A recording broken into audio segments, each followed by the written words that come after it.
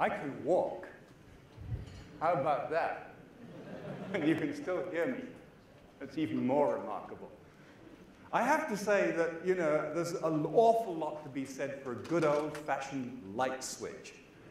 And when you have a thermostat, when you can just twiddle the dial, and actually the Nest thing is quite good from that point of view, but unfortunately our heating system doesn't work. It's never worked. This thing is hooked up, but it has absolutely no effect. No radiator has ever got warm. Poor kids are freezing to death. So this is a science talk. And I'm afraid that's because I'm a nerd, and the only thing I know about is science. So I'm going to tell you what I really know about. And my clicker is sick. I think I need a new clicker, actually. There we go. Okay, let me, maybe I should get back to here, because I think I may need to control things. This is an egg. And as you can see, it has just been fertilized. You can tell that because it has the fertilization envelope around it. And that's to stop a sperm has hit this egg, and it doesn't want a second sperm to come in. In fact, if two sperm arrive within 5 seconds of one another, it's bad news, because you have confusion. Multiple, it's called polyspermy, and you don't get good development. So let's see what happens. Imagine the sperm hits, and off we go. That's about 1 hour, and then each subsequent division about every 15 minutes. It's very fast. And it forms a hollow ball of cells. And if this was a human egg, this is actually a sea urchin egg, it would go much, much more slowly. I mean, the divisions take about 24 hours rather than 15 minutes, actually, these guys. I mean, they're amazing. They're specialized to divide fast. And now I want to show you the subsequent development. I'm sorry we switch organisms. Yeah, this is, I think, a fish. And it's already got each dot. Don't worry about the colors. It's going to be pretty later on, but each dot is a cell. It's a cell nucleus, actually. And what I want you to see is that to begin with, in order to make a fish, you have to get a lot of division. A big cell becomes thousands of little cells. And remember, each cell is an autonomous unit. Now, watch what happens. This is an amazing movie, I think, which was given to me by Annette Schmidt. So lots of division early on, lots of division, and then the divisions are kind of going slower and slower and fewer and far between, and the cells start to move instead of, look at this. And you begin to see, it's extraordinary. How the hell do they know where to go? Well, I don't know. And you see that's going to be the head of the fish, actually. It's coming in. The movie is going to stop long before we actually see a head. But we can see the main body axis form. I mean, so it's very interesting. But nevertheless, I'm interested in cell division, and I want to tell you how I got interested in cell division. But I don't want to leave you with the idea that the only important thing is cell division, because it's not. And these cells, of course, are talking to each other all the time, and you know, it's still a hell of a lot to be found out. So I'm interested in the very most basic thing, how one cell becomes two cells. And if you think about it, I mean, you know, it's amazing, actually.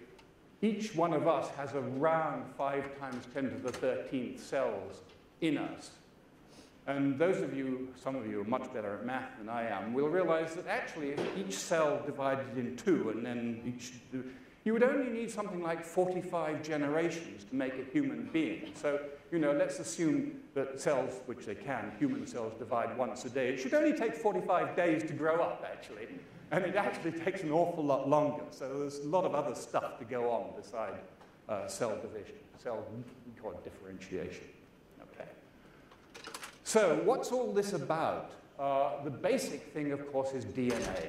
And everybody knows about DNA and how dangerous it is to eat DNA. Stuff like that. But the key is, of course, that every one of your cells has the same DNA, give or take little methylation, cytosine bases, very slightly. And so every cell has a complete library, and what makes one cell different from another one is the books that it takes out of that library and reads. It's very, very simple. It's really important, and we know that because if you take, as people can now do, a cell from your skin, you can actually rub the DNA clean, so to speak, and start to make a new human being or a new kidney or something from that skin cell. I mean, this is an amazing achievement. I mean, it's not terribly good yet. There's a lot of engineering to get it exactly right, but that's the key thing. So the real point of the cell division cycle is to ensure that each cell has a complete copy of all of the DNA, and that's absolutely critical. So the first thing is that the DNA replicates, and Watson and Crick in 1953 realized that the complementarity of the bases meant it was very easy to make a, well, I say easy, it's actually incredibly complicated to make a faithful copy of the DNA. But there's another thing which is very important, which is once you've replicated the DNA, to make sure that one cell has got a copy of that chromosome and the other cell has got another copy of the chromosome. And these are giant molecules. Do you realize that each chromosome is just one, actually two DNA molecules because they're paired? And the DNA molecules run in opposite directions. That's also very important to know. So let's just look at this. This movie goes a bit faster than I would like. But you're looking at the chromosomes here, and we're going to double the number of cells in this picture. And you see cells with absolutely amazing, absolutely amazing. So what happens is there's a complete reorganization of the cell, and we can divide that into two sections: DNA replication to make a faithful copy, and then DNA chromosome segregation to make sure that one cell gets one copy and the other cell gets the other identical copy. And it was very early, actually in 1953, realized that the synthesis phase, that's down at the bottom, S, and the segregation phase, which we call mitosis, are separated by two gaps. And the gaps are sort of periods when you're preparing for the separate events. So that's the cell cycle. Now, what interests me about this, and is always fascinating, I really like switches and how they're implemented in biological software and hardware rather than physical things. And the cell cycle here, we have another representation with division, mitosis up at the top, and S phase in the sort of southwest corner there, and gaps in between. And there are really three places where the whole thing is controlled. And the first place is getting into mitosis, which you would think, if you were God, the way that you would want to organize that would be to make sure that you do not start dividing until you've absolutely finished all the DNA replication. It will be a disaster if you try to segregate incompletely replicated chromosomes, because then you pull them apart, you break them, so that's not good. Then it's terribly important, because of the importance of the segregation, to make sure all the chromosomes are properly lined up before you start to pull them apart. I'll show you a little cartoony movie in a second. So getting out of mitosis is also something which you don't do until everything is right. Some people call these checkpoints, but there is a slight disadvantage. And then the final point is, when do you start DNA replication? And that's a very important consideration in cancer cells. And I don't want to talk about that because it's not something I really know about, and indeed it's not something that is terribly well understood. And there is another thing which is not represented here because, again, it's even more complicated: the decision of a cell to grow or not to grow. I think for those of you who are looking for good problems to work on, I think the biggest biological problem is how we stay the same. When a cell dies, you have to make it good. I mean, on the whole, our bodies, they gradually get worse, but the remarkable thing is that they stay the same. There are fantastic repair mechanisms going all the time. I mean, we replace. The simple one, the best understood, I suppose, is the replacement of the blood, and that's quite well understood. Your red blood cells can't renew themselves because they've thrown away their DNA, and therefore you have to make new ones all the time. And if something goes wrong with that, then you get anemic and die.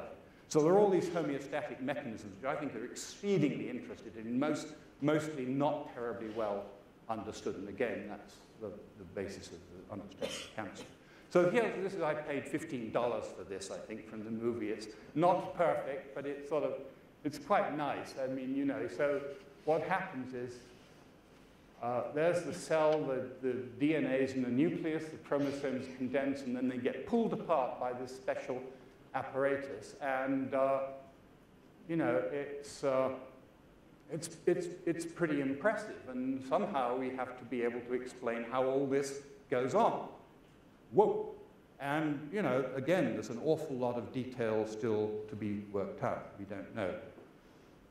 So I want to focus on the switches. Now, how did I get into this problem of the switches that control the cell cycle? Well, the answer is I sort of ran out of, I solved one problem, and then I wanted to get another one. And the other one was that when sea urchin eggs are fertilized, they turn on protein synthesis. At the time, I was an expert in the control of protein synthesis.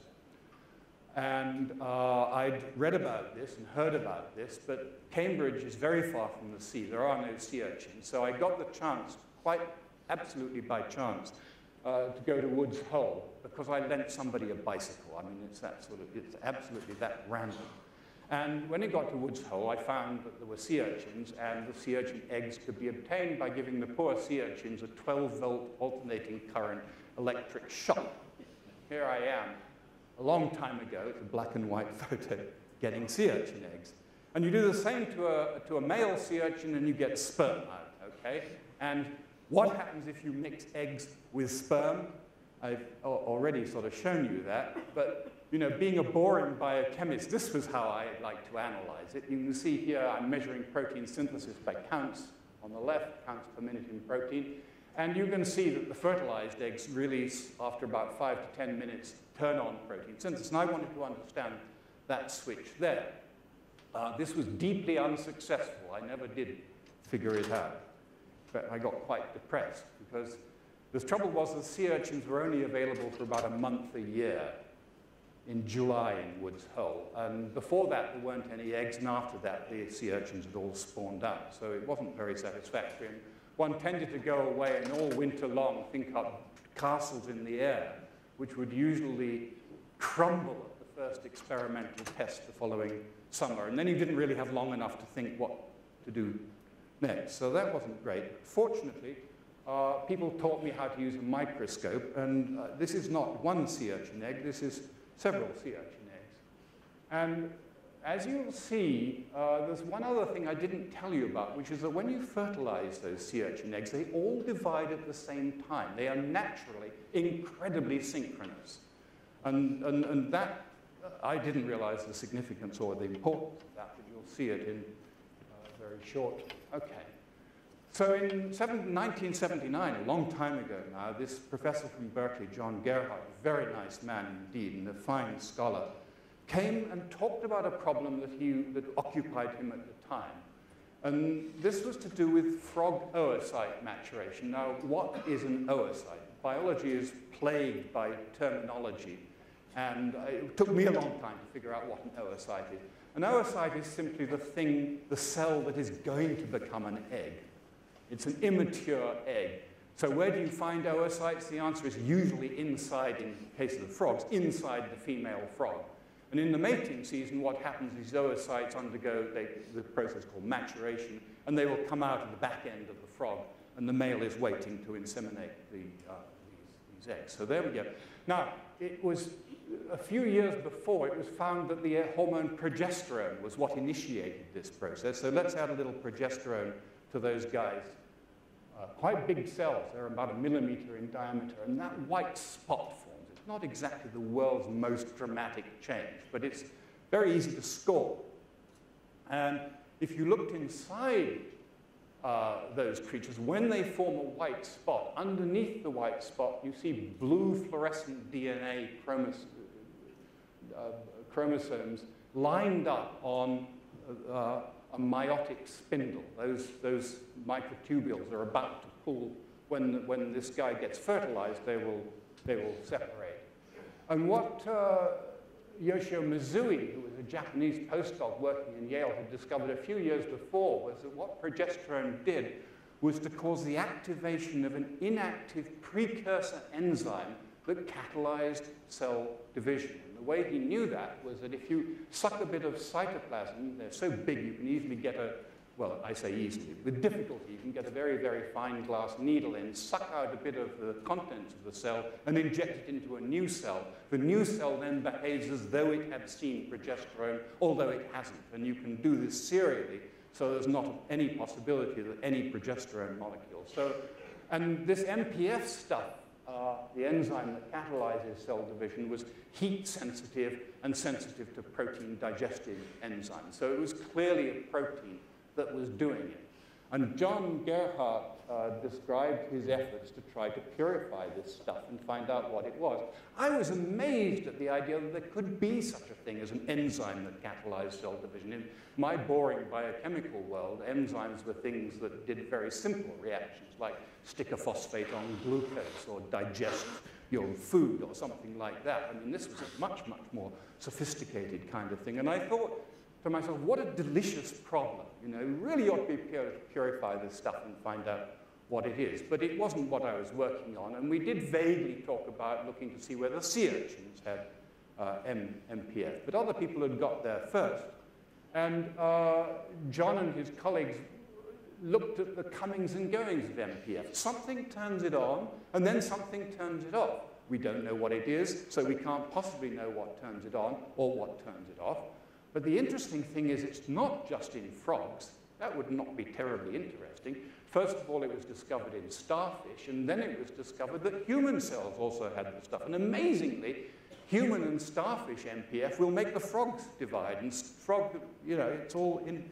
This is amazing. At the time, we didn't really have such a clear view of the fundamental unity of life that we now have, largely from sort of DNA sequencing. Okay, so clearly a problem. I won't go into why and how I came across this, but I did a very, very simple experiment.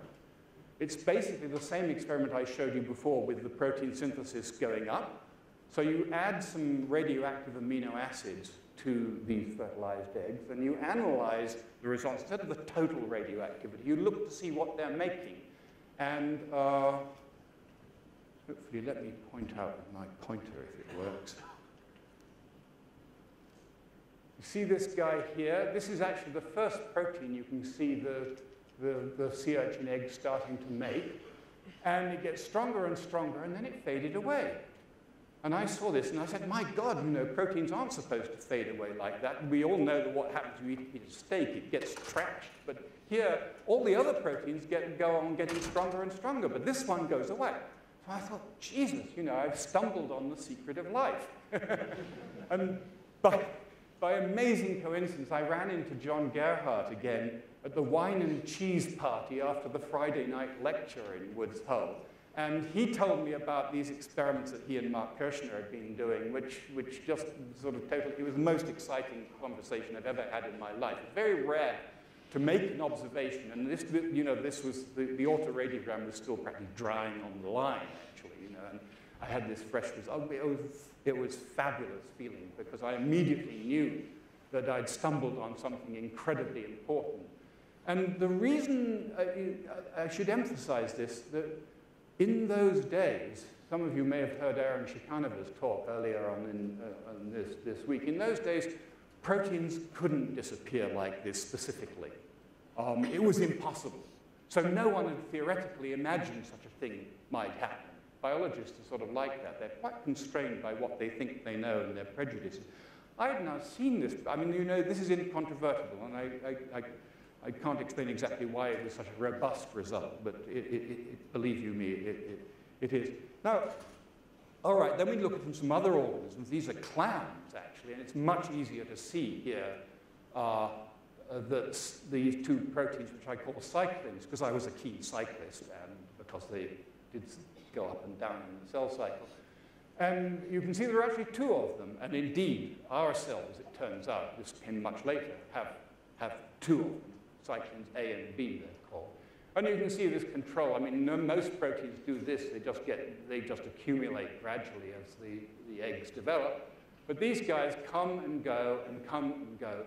And now the worry was, these are radioactive proteins, you see, so they're only present in tiny trace amounts. We worried a lot about two things. One, is there really enough of these to catalyze cell division? I had a pretty strong hunch that they were okay, and sort of did some back-of-the-envelope calculations, and they sort of reached sort of enzymic levels, but not very high. And the other really more serious problem, which is in a way still with us, how do you convert a continuous increase in something into a very sharp, switch-like behavior? Because when cells enter mitosis, either they're not in mitosis or suddenly they are. I mean, it's just like a light switch, actually, if you think about it. Not Vince's fancy ones, but the ones you flip. I mean, actually, they are bistable switches, right? Your finger moves continuously, the lights suddenly come on. So in a way, that's not a terribly serious problem, but it turns out it is. So clearly, we had to find out what these things were and whether they really had anything to do with cell division. So this was pretty interesting because I knew nothing about this. I was a complete ignoramus.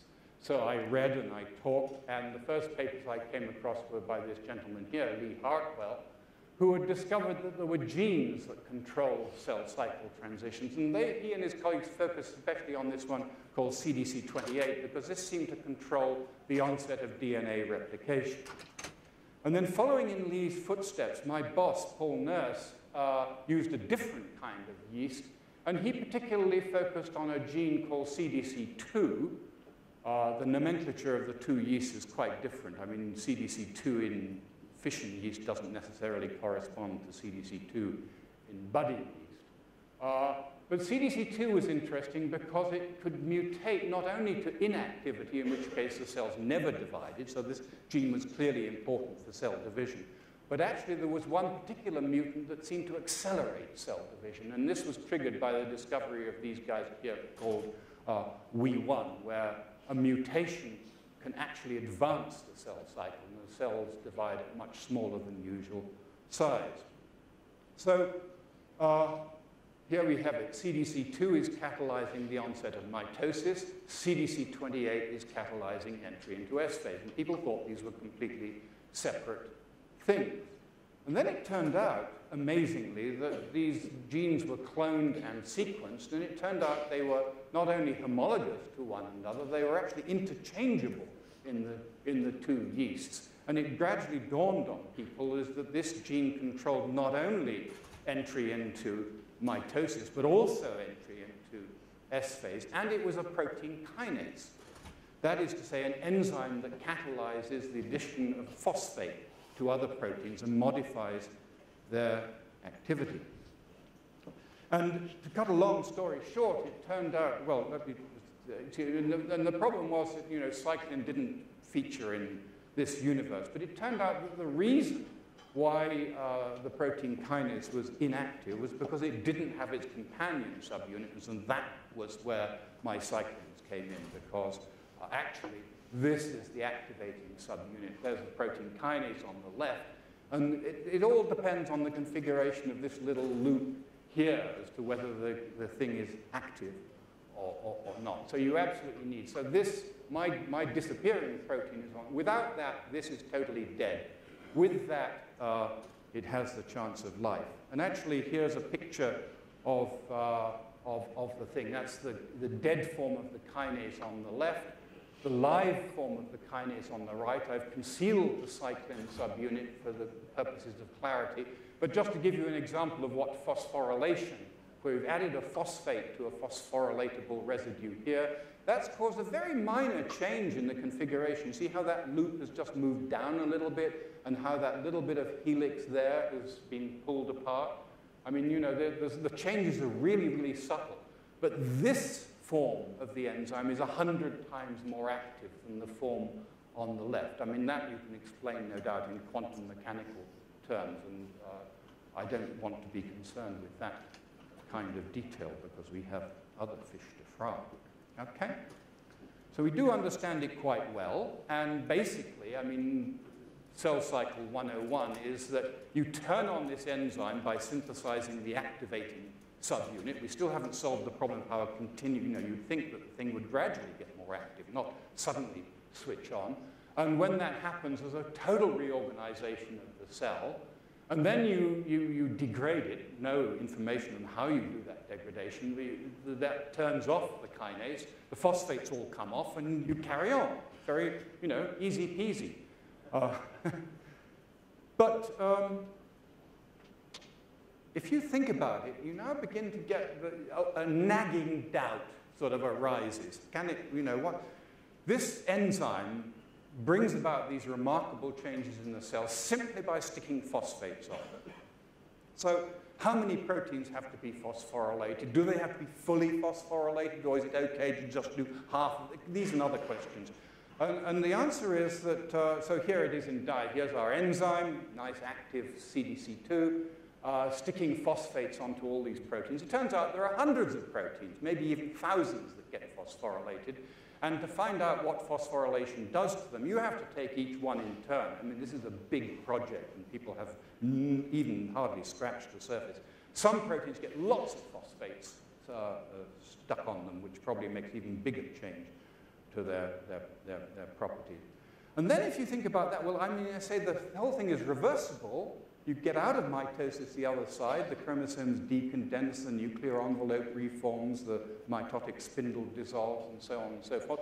That implies that all these phosphates have to come off. Fine, but this then leads us to a classic biochemical problem. It's called the futile cycle problem. I love this because it's futile. And it really is futile. So if we have a kinase sticking phosphates on and a phosphatase taking the phosphates off, and they're both active at the same time, I think you can see pretty easily that you're not going to go anywhere. And it depends on the balance. So you would think there would be a switch mechanism that ensured when one was on, the other was off, and vice versa. And, you know, if you've ever filled a basin, as I did this morning, with water, it's pretty simple. You do have to turn the tap on. So the tap is sort of more important than the plug, actually. But the plug, if you want to put water in, is just as important if you want to fill your bath, let's say. So if you think of the tap as the kinase and the plug as the phosphatase, that's really all, you know, this is not difficult to understand, but you have to be clear about it. So the hero of this story is a very fine young Japanese investigator who I had the good luck to work with for almost 5 years. And we kind of began to figure this out. And the first step was this. So now we're actually looking at kinase. I apologize, this is real data, right? Do you see, this is a kinase assay, and the blackness tells you how active the kinase is. And in the book, if you look at Alberts et al., for example, it will tell you there are phosphatases, but there's no mention of their regulation. And there's a mention of a regulation of the kinase activity such that the phosphatases are always on and the kinase undergoes periodic. And up at the top here, you can see cyclin is accumulating, and you get a sense of how the gradual accumulation of cyclin leads to this very abrupt switch on. This is a surrogate for entry into mitosis. But you see this protein gets phosphorylated pretty completely when the cells, well, actually in this case a cell extract. But the kinase activity actually goes up really rather gradually. And we thought, well, maybe our kinase activity isn't really... But, you know, that looks more like the kinase goes up slowly, and there must be an antagonistic. The phosphatase should be much higher, overwhelming the kinase, and then suddenly you switch the phosphatase off. Of course, it could be a combination of the two, the kinases, and this is probably the correct explanation. So we started to look, and we were led there by an experiment, which I don't have time to go into. And we had an assay. Satoru devised an assay for a phosphatase.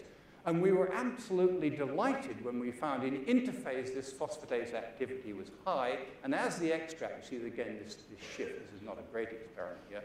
As the extract comes into mitosis, that phosphatase switches off. So actually there is reciprocal, the kinase comes on, and the phosphatase. So you remove the opponent of the, and that makes it possible to get absolutely everybody So, you know, what is it? What's the phosphatase, and how is it turned on and off? Well, again, to cut a very long story short, the phosphatase is something called, has a terrible nomenclature, PP2A-B55.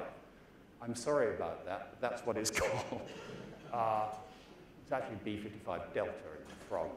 And it turned out that the way it worked, it's inhibited by what we call a pseudo-substrate. There's a little tiny protein that gets a phosphate on it, and this phosphatase, there's the active site of the phosphatase, it actually is very, very bad at removing that phosphate. Presumably it's not quite in the right quantal configuration.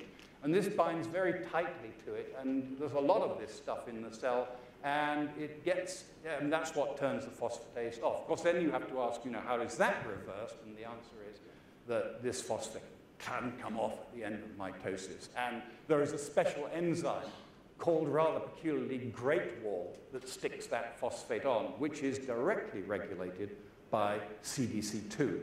Why is it called Great Wall? Because the graduate school student who discovered it was Chinese. Good for him. So it looks like this, and you know, I've been talking, here's CDK. We didn't talk about these. These are what's turning the kinase on and off. And these are also under the regulation of the phosphatase. I mean, there's a lot of sort of, you know, actually this is a positive feedback loop, that's a positive feedback loop. And it gets quite complicated. In fact, you really need just to model this very, very simple system. Requires a Hungarian expert in my friend Bela, who I go to see occasionally. And Bela explains all this and puts in differential equations. Originally, however, he's a very famous cell biology, systems biologist. He didn't have this phosphatase regulation, but he got very keen on it when it was discovered. And I said, Bela, you know, your models worked pretty well before you had all. Why, you know, what? I was stupid, he said. I was stupid. So, you know, this is, let's not go there. So basically, this is how it works. CDK activates Great Wall phosphorylates this thing called ENSA, which I showed you, those two little things. That inhibits that, and this, we don't really know. I mean, in our system, if you take these away, you can't enter mitosis, because the phosphatase overwhelms the kinase. You've got to turn them off, otherwise you can't do it. So that's what I worry about these days. You know, we've still got a long way to go, and there are lots of things that don't quite fit. And as usual, I find myself in a bit of a fog of non-understanding. And the only way to sort of really rescue that situation is to do some more experiments. Sometimes it's very hard to get people to do experiments. Very often we feel like saying to our students, just do the experiment. You'd be amazed at the resistance that one meets. So that's, you know, that's the story. Thanks very much for listening.